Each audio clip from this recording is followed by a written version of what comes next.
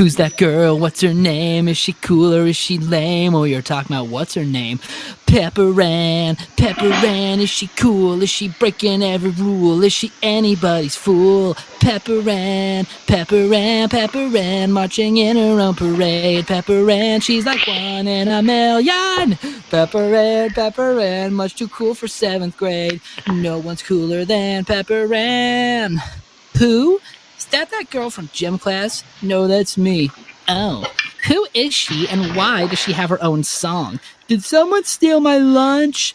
Pepper Ann, marching in her own parade. Pepper Ann, she's like one in a million. Pepper Ann, much too cool for 7th grade. No one's cooler than Pepper Ann. She's her own biggest fan, Pepper Ann. Well done. You know, I just got to get this off my chest. I've been watching a lot of that show recently. Friggin' Flaw and Order. It's episode 37, the third episode of season 4. It makes no sense. And the whole time I was watching it, I was too distracted by how little sense it made. They're in the social studies class, and the teacher's like, all right, kids, we're going to do a mock trial. And it's like, okay, I'm with you so far, about the Boston Tea Party. And it's like, wait, what? And it's like, you guys will play the lawyers for the Britain, and you guys will play the lawyers for the Americans. And it's like, wait a minute, what? A mock trial doesn't make sense. It's like, why is this a jury? This would be a lawsuit. First of all, they're suing you for the cost of the tea. And it's like, okay, this would be a civil matter. There wouldn't be a jury. And then they're trying to do a mock trial, but they don't at any point try to actually emulate how the court were at that time of the system. So they're like, what, dressed up in modern lawyer wear, using modern lawyer arguments and stylings, and it's like, okay, so you've already gone off the rails, and this is already wouldn't even be a jury trial because it's a lawsuit. This is a civil matter. And second of all, it doesn't make any sense because there's no question that the colonists dumped the tea into the river. That's not within question. It was a symbolic act that helped rally people behind their cause. Of course they did it. It's like, what are you even arguing? What can the defense possibly argue? She doesn't take it seriously the whole time, her and her team, because she's like, yeah, we're America. America never loses. And she's got like this weird 7th grade version of patriotism. And the whole time they're doing this, it's like, what even would your argument be if you were trying? They did dump the tea. The lawsuit is whether or not you dumped the tea, and that did happen. So, I mean, how could you possibly win this anyways? And then when they predictably lose because they weren't taking it seriously the whole time and were basically banking on the whole, we're America, and we did win the Revolutionary War, so therefore we must be right, which is like, I mean, yeah, that's true, but at the same time, they eventually they award the victory to the people who are arguing in the favor of Britain, and then she at the last second makes the argument. They're like, well, we already paid for the tea because of the all the unfair taxes that they've been doing for years and years. And then the jury's like, well, if we'd known that, our verdict would have been different. And it's like, that has no bear.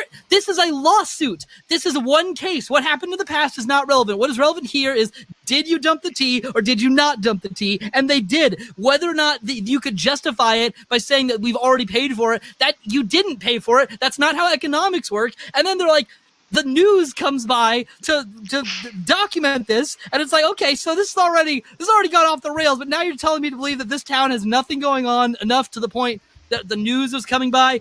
And then they're like, it's the first time that the Americans have lost in this trial. And I'm like, how did they win in previous years? There's no question. It didn't make any sense. It was distracting for the whole episode. And the whole time I was watching it, it's just, I kept pausing it to think about how little sense it made. It just keeps going. And it's just like, why with this? Anyways. Well, we just passed the 4-minute mark. Yeah. Do you ever think maybe you're overthinking it? Do you ever think that you don't think about it enough? Well, I've never watched it, so probably not. Well, you're in luck. There's a great way to watch it. It's on Disney Plus now. Not that I endorse Disney Plus, but at the very least, it's no longer a lost cartoon like it used to be. I hate when things are lost. I know. Which class was this for, though? I guess was this an actual law class or a history class, or what? It was the social studies class, so it's history and such. Yeah, it's middle school social studies. I never did understand social studies. It just means history, basically. I guess so. It also can apply to politics. Anyways, welcome to the Placeholder Podcast. Hopefully the non-echo edition, because Yeah, you might have noticed those first 6 episodes, there's a bit of an echo. Actually, no, it's only for like episode 3, 4, and 5, I want to say, because like that's actually how I figured out how to fix it. Is I went back to the setup I had in episode 2 because there was no echo in episode 2. Wasn't there no echo because you fixed the audio retroactively? No, I fixed the volume problem. Originally, that episode, like I was way too quiet in that episode, but that was because of how I had like set my computer to record my voice, not because of how the microphone was physically set up. Don't worry about it. But episode 2, audio's fixed now. I don't know. It probably still not sounds that you guys choppy. will ever have noticed that it was broken, given that we only ever posted the fixed version. Well, I mean, as of now, we have not, like, as of the time we're recording, we haven't actually uploaded anything for episode 2 yet. Yeah, but by the time this gets uploaded, episode 2 will have been uploaded. Oh, I know, but it's just weird to talk about things in past tense that haven't actually happened yet. We exist within the future and the past. It's weird. Being a podcaster is weird. If you can even We're call not really us that. podcasters. We're just two schmucks with microphones who thought this would be fun. Well, I mean, I'm having fun. Yeah, me too. Perfect. See, that was our only goal. But yeah, I mean, who knows? Maybe, we ran several tests. We spent about an hour just running tests before we even started recording this episode. So hopefully there won't be an echo, because if there is, I will look like an absolute clown. Anyways, what are we talking about this time? Talking about SpongeBob. Yeah, not because Pepper Ann, we're both surprisingly. because neither of us have grown up at all. We're just children in adult bodies. Yeah, so we're talking about SpongeBob, specifically the first 3 seasons, because those are the only ones that count. I don't know. I've been told that the later seasons. I've seen basically all the episodes from seasons 4 to season 9. They're bad.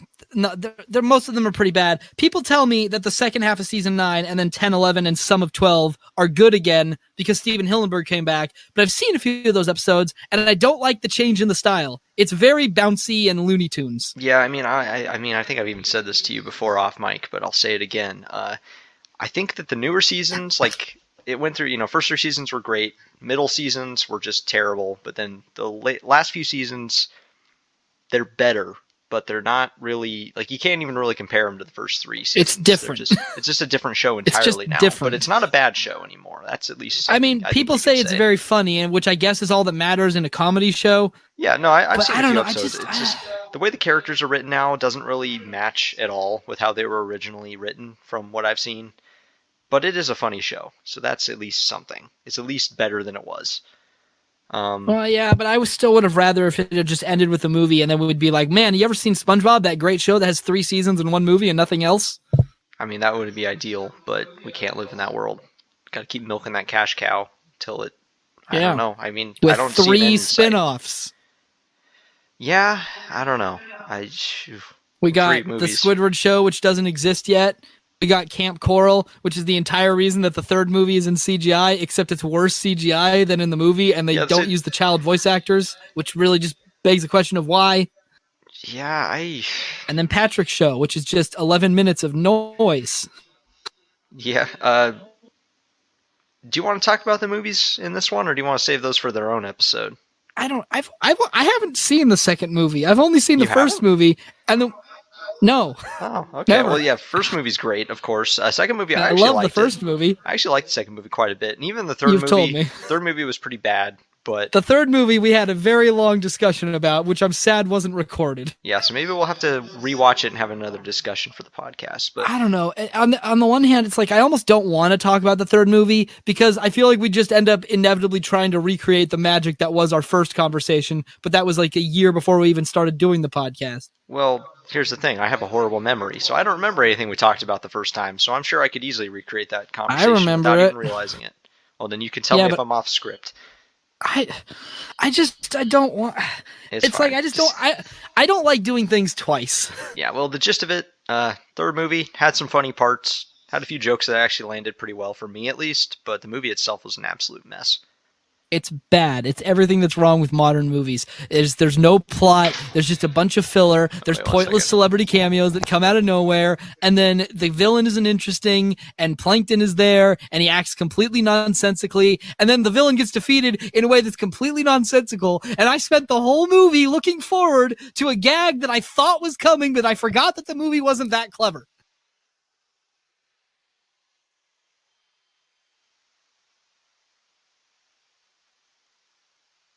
But we're talking about the first 3 seasons today. Hello? Hello, sorry. My wife came into the room.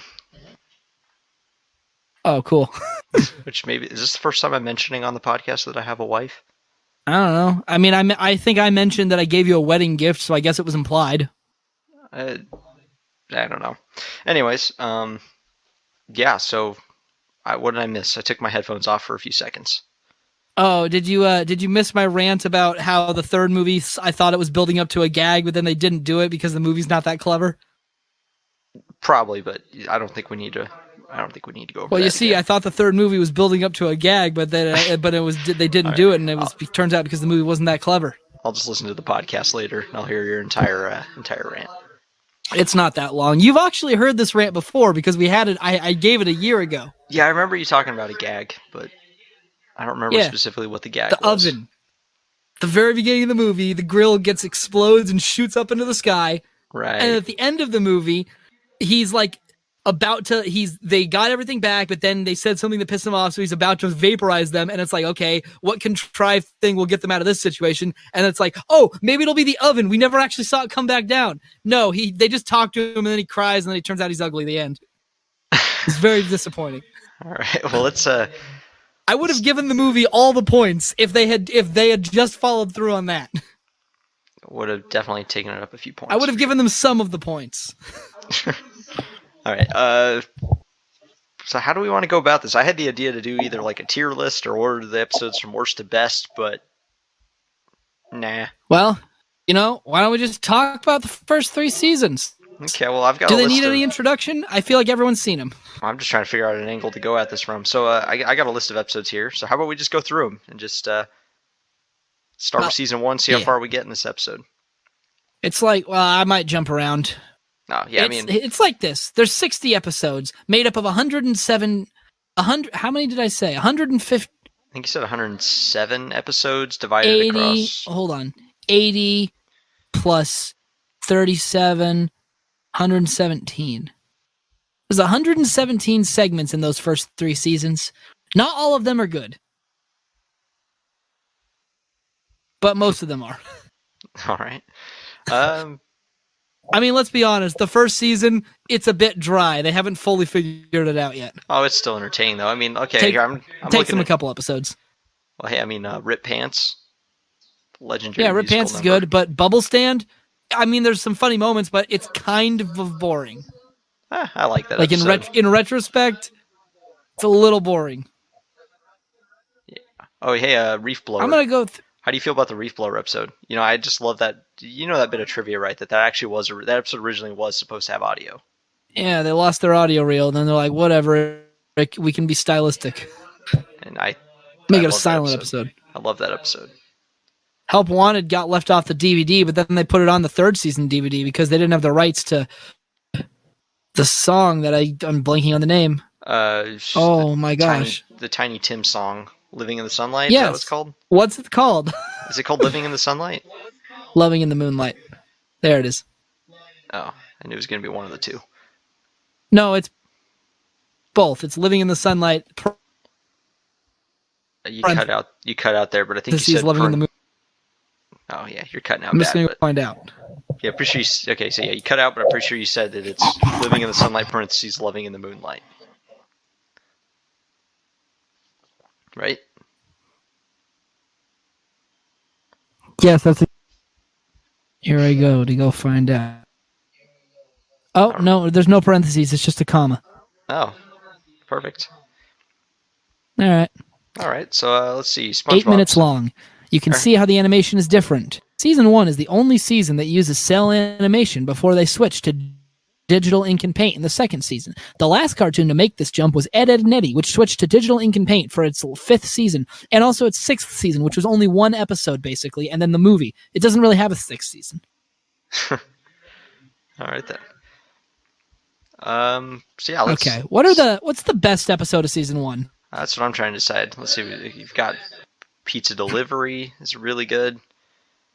Okay, I really like... I don't know, it's hard to pick one. They're all really good. Arg is good. Arg has one of my favorite gags in the entire show. Which one's that? Do you know which one?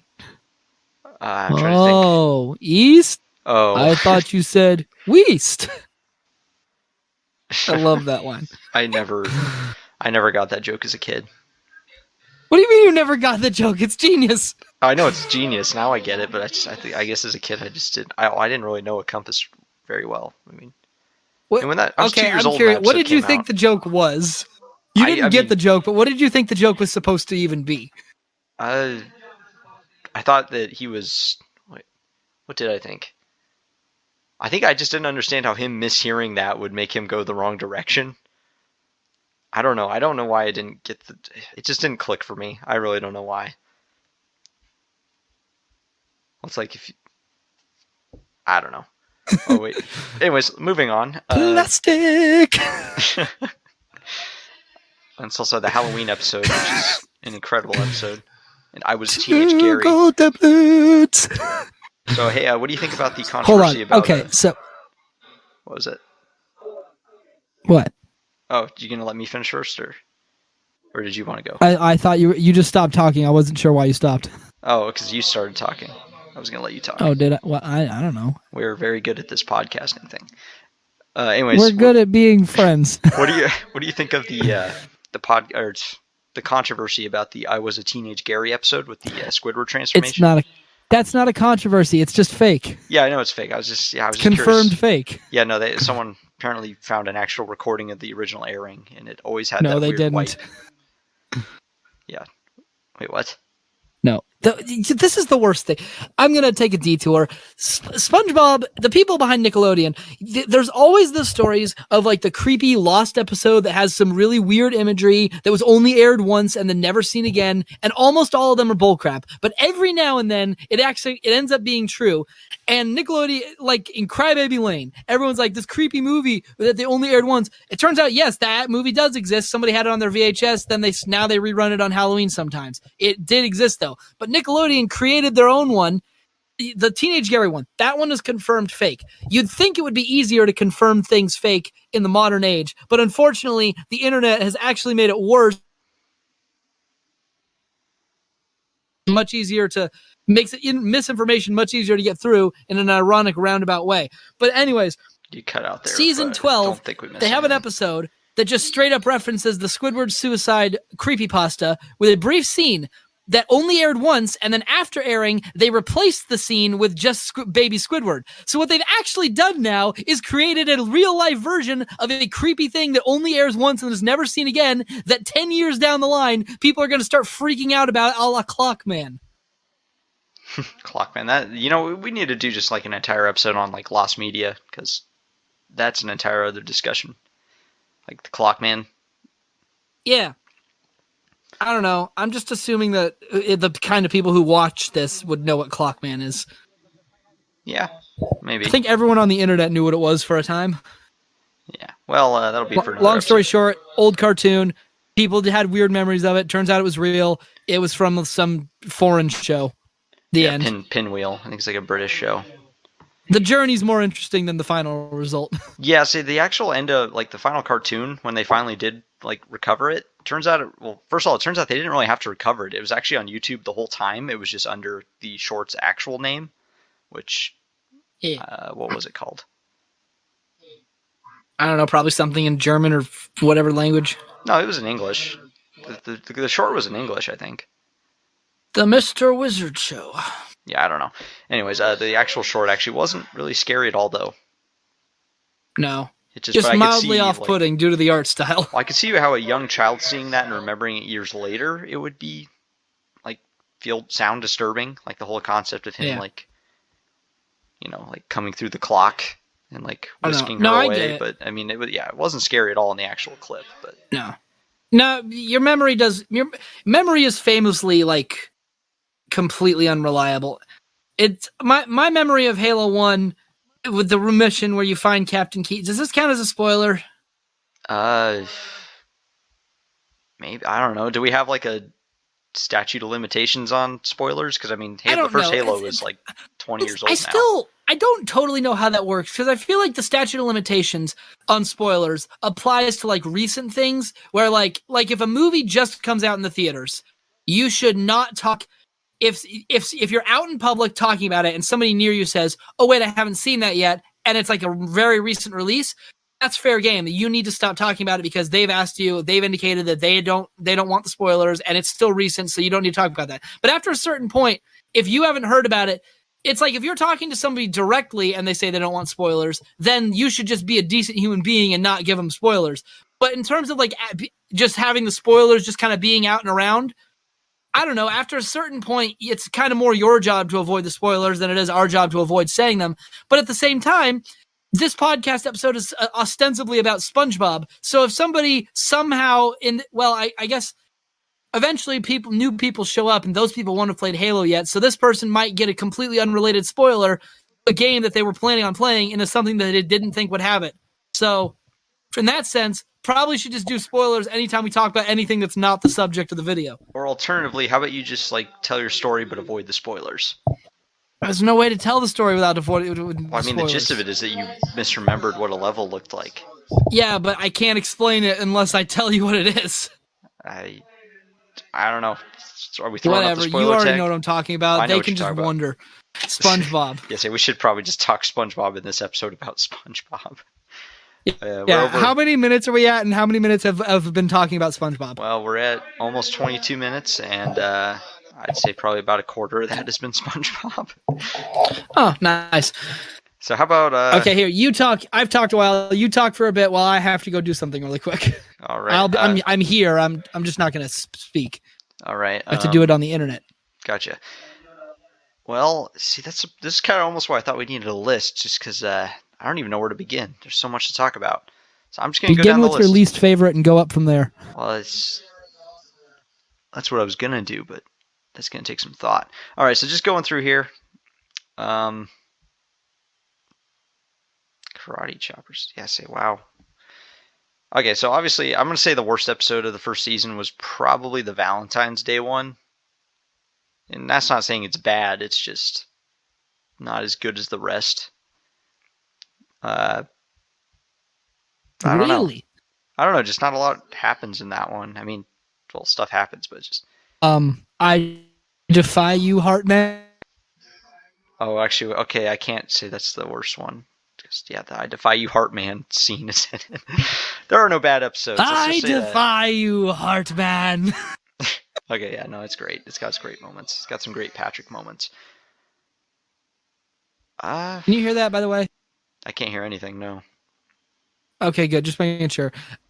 Okay, I'm putting a link. I'm putting a link into the. Actually, wait. No, I'm not. You keep talking. All right, I'm just gonna go through the list and just give my thoughts. So, Help Wanted, first episode, pretty good. It's got the living in the sunlight scene. It's got the anchovies scene, which I love that scene where he says anchovies. It's a good episode. 9 out of 10. Reef blowers. 10 out of 10. Tea at the Tree Dome. You realize, so it's like, it's the introduction of Sandy, and it's like the one time they've ever hinted that SpongeBob has a crush on Sandy.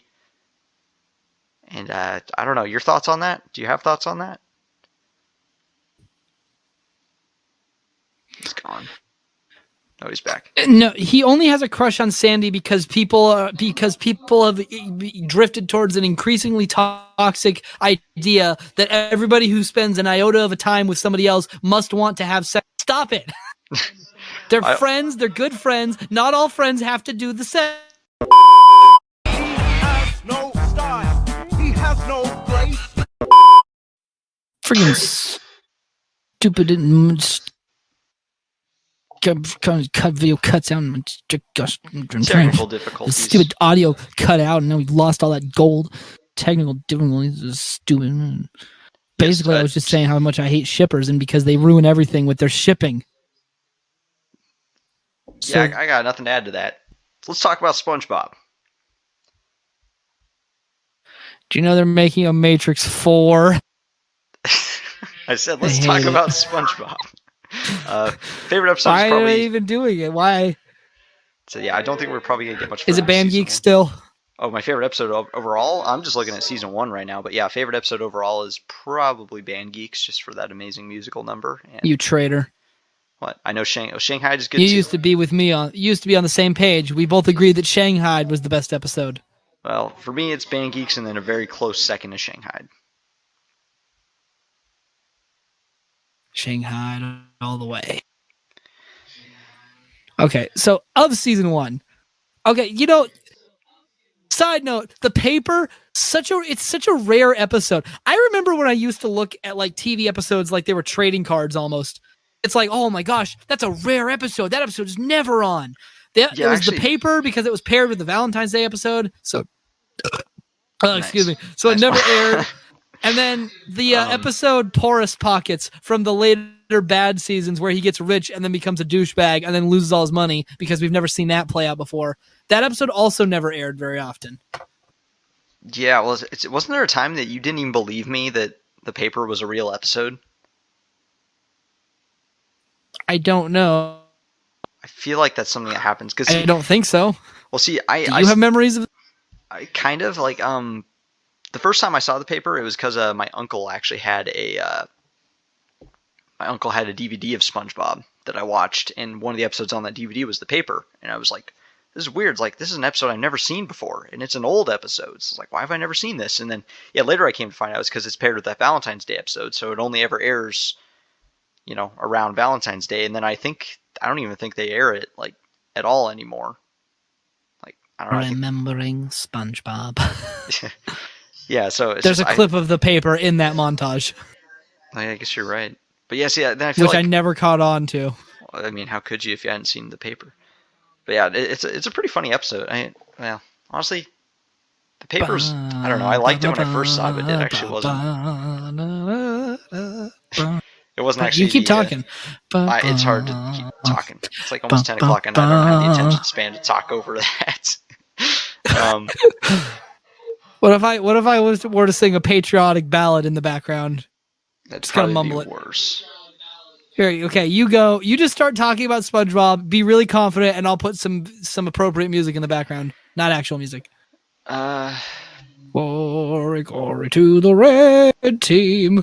Glory, glory to the red team. People that actually came to this episode for SpongeBob are going to be so mad at us. Team. Glory, glory to the red team. So what's your favorite episode of season 1? Well, okay, season 1. For going off of season 1, let's see. I think mine's got to be SP129. What happens in the second Mermaid Man and Barnacle Boy episode? Oh yeah, it's a conch shell one. Those ones all kind of blend together for me. Charles Nelson Riley in the first episode as the Dirty Bubble instead of Tom Kenny for the rest of the show. And of course, there's the Hooky. Let's see, John. I like Neptune's spatula. Oh, that's the problem. There's just so much like I think so many memes came out of just that first season that it's just. I don't know. You know, there's a thing I run into. I think I'm just partial to the episodes that I had on the one DVD I had growing up. Yeah, that's what episodes were on too. it? Let's see. You know, they call that the mere exposure effect. Yeah, it had. You tend to like things more when you expose them more often. Which DVD was that? I had what DVD the one with the map on the cover with SpongeBob winking and there's a map. Yeah, I don't know that one, but I had Seascape Capers and SpongeBob BC on DVD. Those are the two I had. And Seascape Capers, I think, had some episodes. SpongeBob SquarePants BC before comedy. Yeah, which apparently it's not even BC anymore. Now it's BCE. You get it? Did I lose you? He's gone. All right, I'll just talk more SpongeBob. Oh, he's back. Can you hear me? Now I can. The internet's not on our side today. Gosh dang it. Okay, how many more minutes until we can wrap it up? We've had multiple technical... He's cutting out again. Maybe we'll call this episode 5.5. Oh gosh. Wait. Can you hear me again? Now I can, but geez, are you like running some downloads? Okay, how badly did I cut out that time? Well, I don't know. You just stopped talking for a period. I don't know how much you were trying to talk. Oh jeez. Okay. So combined with the other half, what's the total length of this recording now? 30 minutes. Only 30 minutes? And probably about 10 minutes of that is SpongeBob. How long was the other half? 25. 25. So like we're at 35? No, we're 5 minutes in. 5 minutes into the second part. 25 minutes was the first part. We're at 30 minutes. We are finishing this. We can make it work. This is we will get to the 45-minute arc and then we'll call it good. We're going to make it.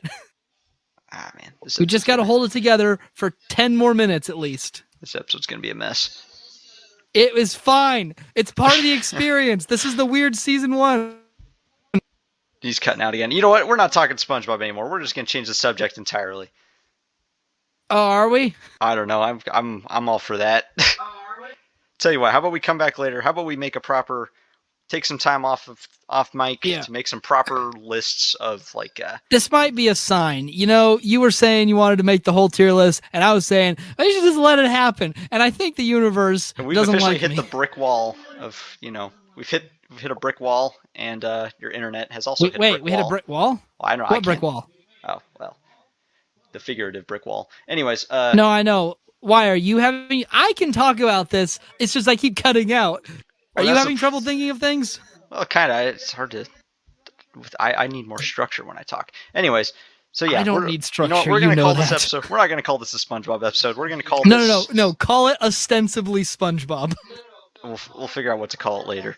I really want to call it Ostensibly Spongebob. I don't know, but yeah, stay tuned. In the future, we will make proper tier lists, and we will record an episode sharing our favorite and least favorite episodes of SpongeBob from the first 3 seasons. And maybe down the line we'll do another one. We already gave it away. It's Shanghai and Band Geeks. Well, I mean, we know what our favorites are, but there's a lot in between. It'll be fun. We'll talk about all the episodes. I can tell you what my least favorite episode of the first 3 seasons is. What is it? Or should we save that for next time? It's probably Ugh. Ugh? Seriously? Actually, no, it's not Ugh. It's not Ugh. It's the one where he has a party. Oh yeah, no, that's my answer. SpongeBob's house party. That episode was an absolute mess. Yeah, Party Pooper Pants, also known as. Oh really? Huh. Yeah, it has 2 names. Yeah, no, that episode was just weird. That one's my least favorite. Honestly, it's still better than a lot of a sneak preview of what SpongeBob would become in the later seasons. Yeah, because that's the first time the characters are all like they're acting out of character. They're like uncharacteristically a special for just mean. The sake of a special. Yeah, and they're just mean. Yeah. For some reason. Because you got something that is a special that doesn't need to be a special that got hyped up before it happened, and then once you get to it, it's basically every character acting out of character. SpongeBob is uncharacteristically controlling and mean-spirited. All of the characters are just really insensitive, and then to cap it all off, he gets punished for no reason at the end, getting arrested by the cops, who are also just jerks. Yeah, nothing about it is fun to watch. I don't like Ugh because I think Ugh is kind of boring. Right near the end of season 3, you started seeing some of the problems that would plague the rest of the seasons. These 2 half-hour specials are the most exemplary of them. Yeah, I guess Ugh is like a preview of all the live action stuff, like the overly long live action Patchy the Pirate stuff. Like Patchy the Pirate was fine. He was like a novelty at first. He was like this neat little thing that shows up every now and then. But then they started using him too much to the point that Truth or Square, most of it, like at least half of it was patchy, and it wasn't even funny. Well, man, Truth or Square, that's just one of the worst things that ever happened to SpongeBob. No, the worst thing that ever happened to SpongeBob was that they renewed it for a season 4 after Hillenburg left. Yeah, well, I mean, since then, though, like, one of the worst episodes is by far Truth or Square. That was a clickbait. That was like the TV equivalent of clickbait. Yeah. They told it all back when everything was... That was like before we were really on watching YouTube. We still watched like cable TV at that time. Yeah, no, that was... Yeah, but remember... I kind of miss it, honestly. I don't know. I mean, do you think we should go into it, like, for people that maybe didn't see the build-up for Truth or Square? I mean, there's got to be some out there. Well, okay, it's like... Well, it's literally it's just clickbait. That I remember that's where the first times we're watching commercials for cartoons, which I used to do, and I genuinely kind of missed it. I don't like YouTube ads. They're worse. I liked old cartoons, like with the creative bumpers, and every now and then you get like little animated skits, and the commercials were always for like stuff that was like at least relevant to what you were doing. It wasn't always for Verizon and just YouTube Shorts. They're like, it's like they just straight up lie. They're like, you'll learn the Krabby Patty formula. SpongeBob and Pat and Sandy will get married. Other things will happen. None of it's true. It's all out of context cutaway gags, and then they just don't tell you the formula. Well, it's like, no, it's not even that. It's like they didn't say that was going to happen. They just heavily implied it. Like, where it's like, what was it? They showed the scene where like SpongeBob and Pat and Mr. Krabs were like clearly, trekking through the desert. What they actually said was after showing SpongeBob and Sandy getting married, they then say, and learn the biggest secret of them all. And it cuts to Mr. Krabs saying, it's time I told you, the Krabby Patty formula. Right, yeah. That was the SpongeBob noise. I know. I'm glad to clarify. Which actually, in the episode, he says that before a Krabs says the Krabby Patty formula. I just like to point out. Yeah, well, that's the thing, too, is that when the actual episode came out, it felt like those scenes were just very ham-fisted into the actual episode. Well, you see, what it actually feels like is it seems like they made those scenes specifically so they could put them in the trailer. Yeah, that's what I mean. They made them for the trailer and then just ham-fisted them into the episode. Because when those scenes pop up, they're like breaking the pace of the episode or whatever pace it might have had.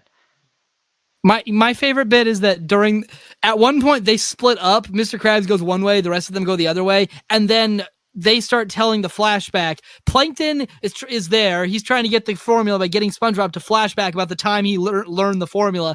And then what happens is that the imagination Krabs looks down and sees Plankton. He's like, you'll never get me formula, not even in a flashback. And then he flicks him away. But then it cuts away back to Patchy. Then it cuts back, and now Mr. Krabs is...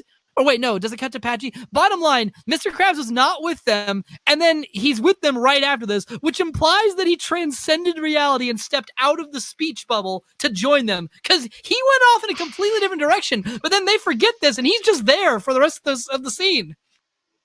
I mean, you're probably giving this a lot more thought than the creators did. I wonder if it was a reference to Prison Break when he has the map on his back. Prison Break? I haven't seen Prison Break yet. I just know he gets a tattoo of the prison.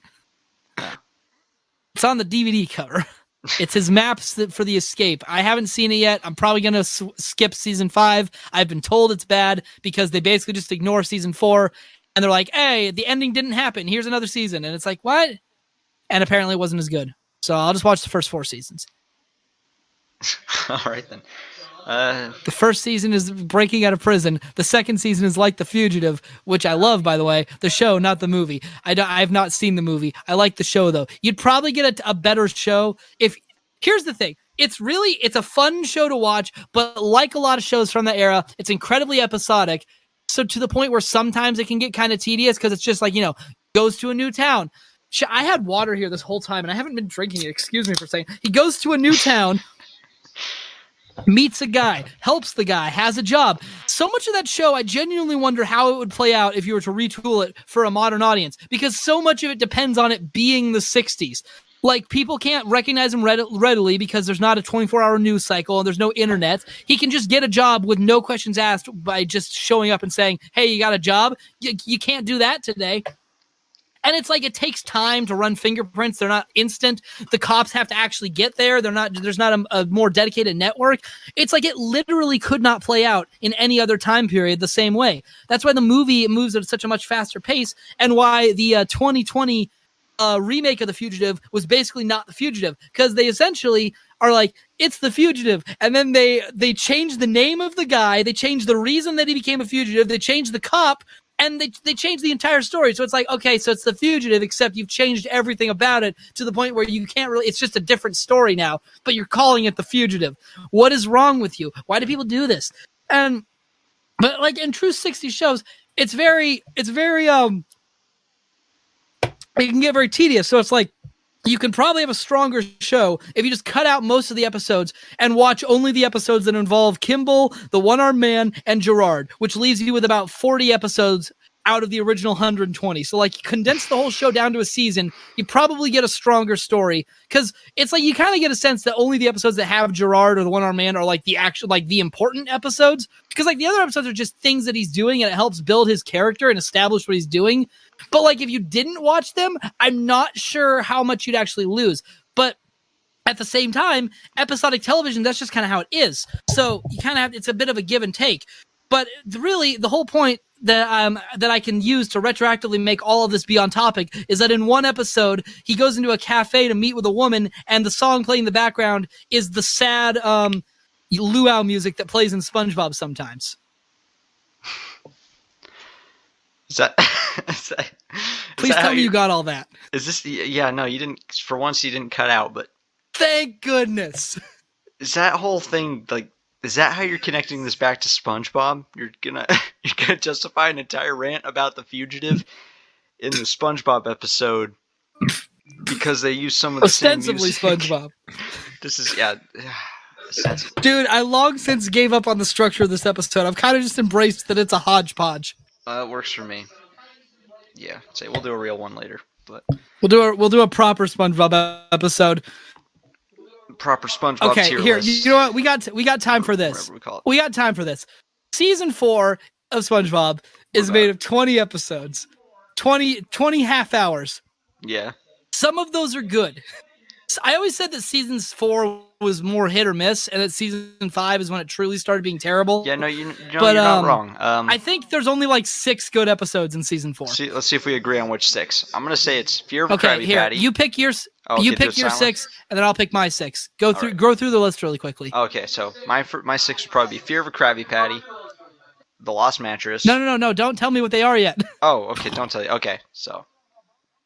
Yeah, I'm gonna go over the list and pick the ones that I remember being good, and then we'll see if we got the same ones. Okay.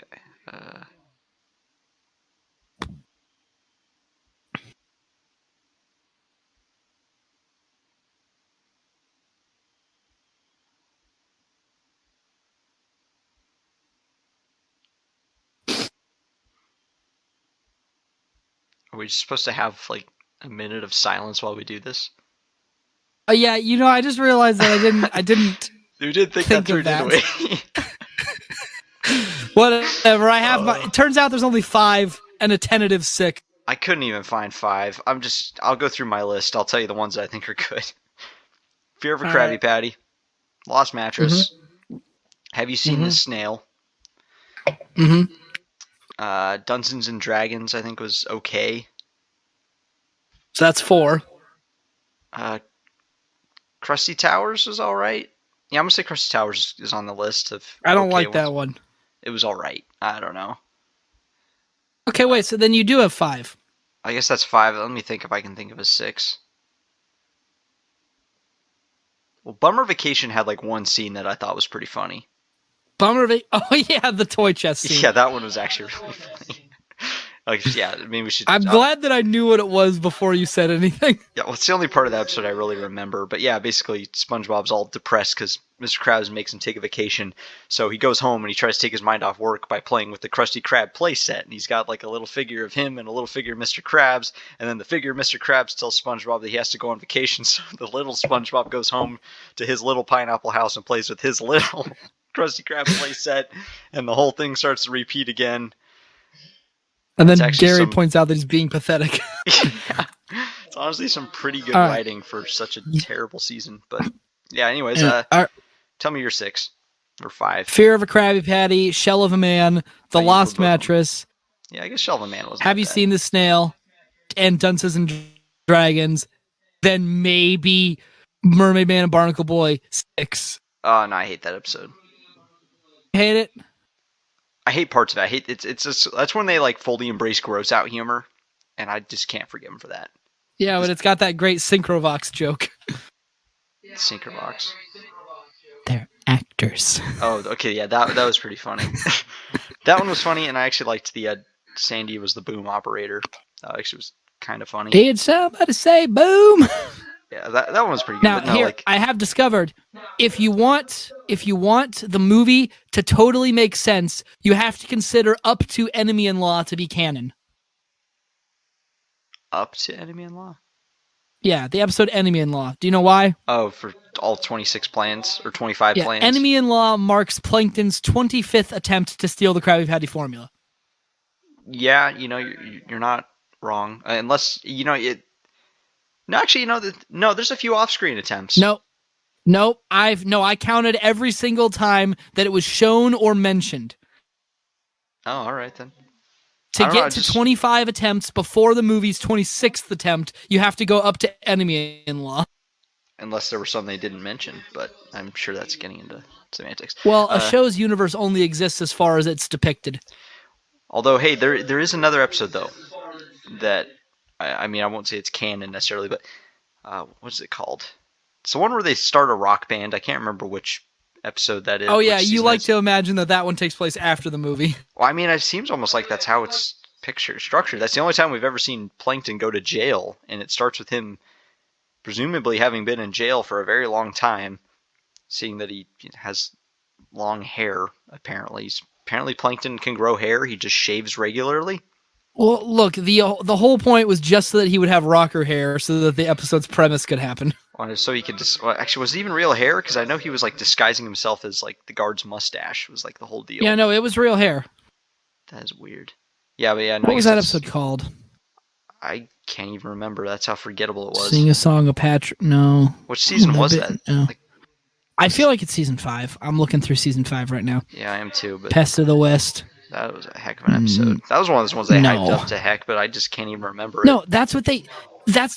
After the 3rd season, they hyped up every special. Every single special got ridiculous. Remember whatever happened to Who Bob What Pants, or the real episode's name? That was just whatever happened to SpongeBob. Freaking episode. Exactly.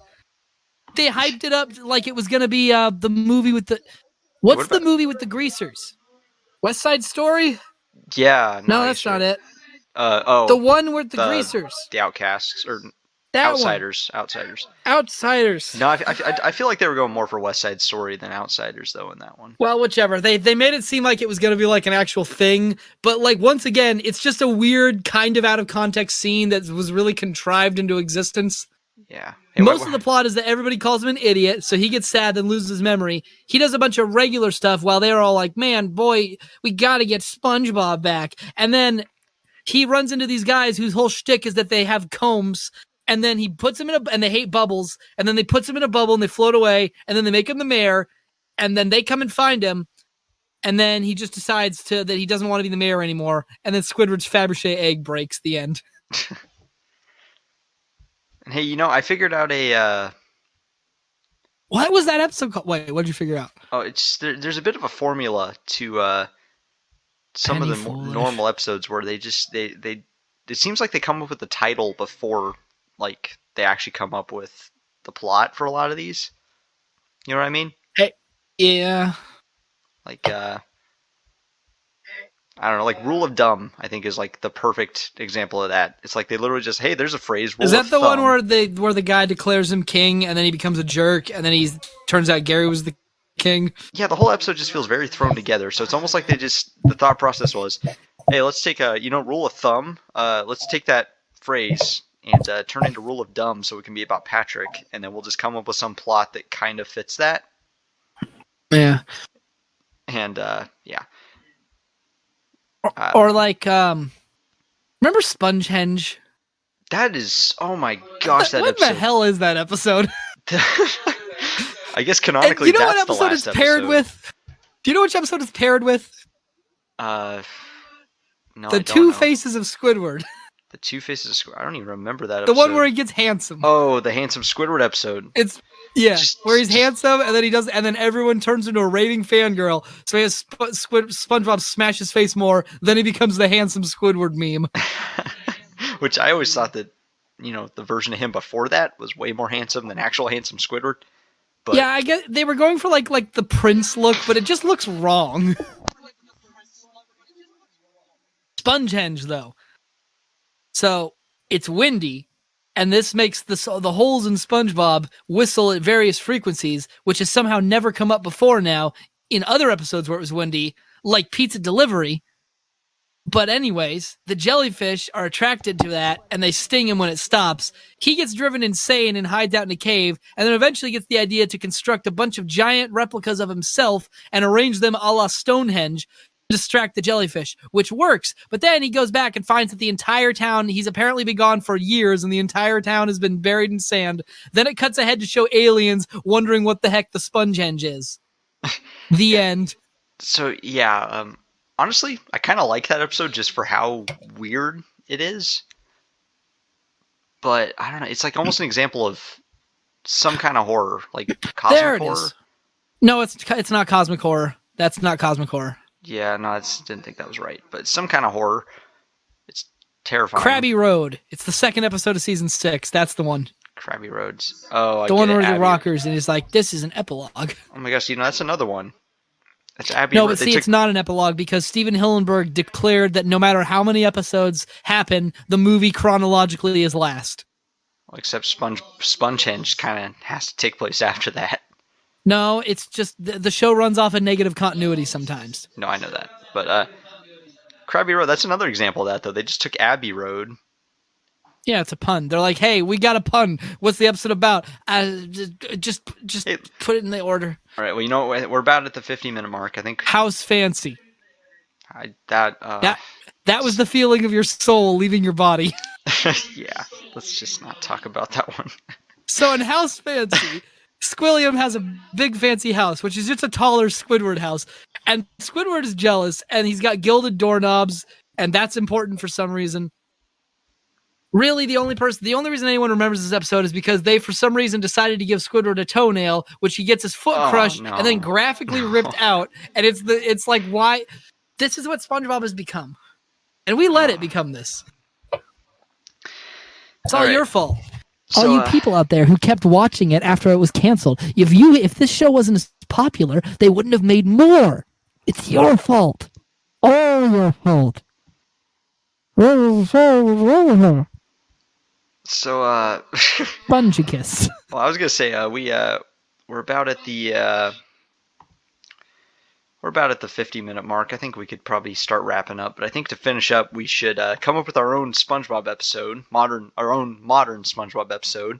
So I'm gonna go through a list of common phrases. We're gonna pick one at random, turn it into a name for an episode, and figure out what that episode would be about. One. Oh, you already got it? I already got one. Bust in the Wind. SpongeBob accidentally gets blown around by air, which makes a traveling music agent see him, think that he's doing breakdancing, and tells him that he should join his breakdancing troupe. So then he gets caught up in that and doesn't want to breakdance, but then Mr. Krabs sees the profit potential and becomes his agent against his will, and then forces him to keep breakdancing until he finally says, enough! And then he tells the audience how he doesn't want to breakdance and walks away with Patrick, and then Mr. Krabs and the agent are both sputtering and be like, but wait, all the money, wait! And then the episode ends with an iris out. I actually would believe you if that was an actual, if you told me that was a real episode, I would absolutely believe that. Yeah, I just came up with that on the spot. What do you got? I still got to find a list of phrases. See, I had dust. That's literally what I did. The first phrase that came to my mind, I was like, dust in the wind. Okay, what sounds like dust? Bust. I know, bust a move. There we go. There's the plot. I got it. That's perfect. All right, what's yours? Jeez, I suck at my own prompt. All right, I'm gonna pick a phrase. Let's just start with the letter H. Someone's in the kitchen with Sandy. That's another phrase. They're all phrases. Stuck in the ringer. Someone's in the kitchen. The inside job. Keep Bikini Bottom beautiful. Oh, here we go. Yours, mine, and mine. Oh, here, we don't even have to modify this one. We're going to take the phrase happy as a clam. That's an episode now. What's it about? Which episode is that? What? Hold on, I'm going to check to see if that's an actual SpongeBob episode. I mean, I would actually believe if it was.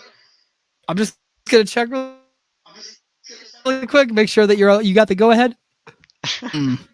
Nope, that's not a real episode. All right, go. Shocking. We do have Rockabye Bivalve, though. That doesn't count. Although that episode probably deserves a discussion of its own. I mean, that episode's funny, though.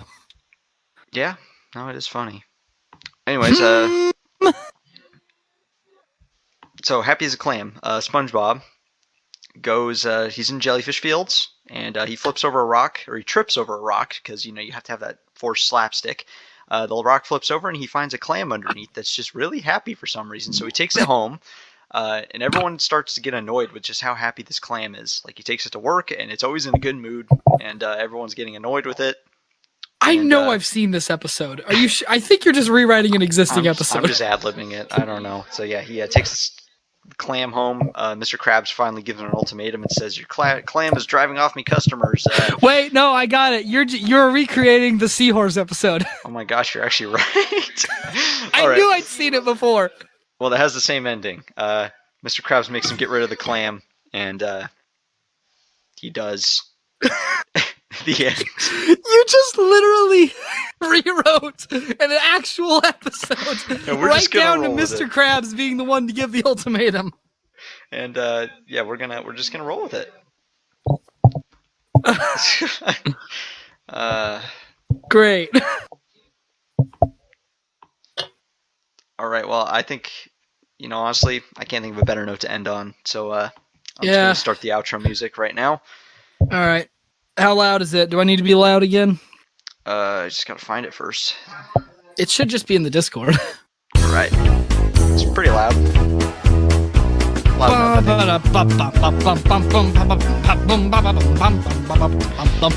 Outro music.